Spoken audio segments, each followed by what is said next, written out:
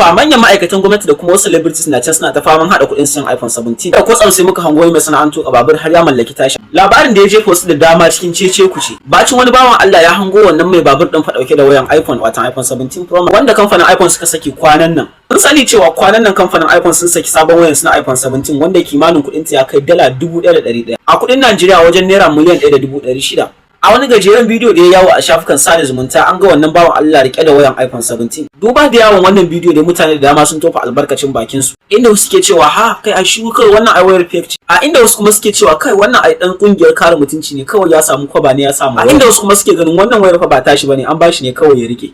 To kuma dai hakan ne yayi mata dauci barazana. Domin ko hakan yayi nuni da shine mai babur na farko da aka fara gani rike da wayan iPhone 17. Kuma ni ma shine mutum na farko mai hozin da na fara gani rike da wayan. Amma shin menene ra'ayoyinku? Kuma kuna ganin wannan wayar ba ta asali bane ko kuma cewa wannan wayar wani ne ba shi ya rike masa?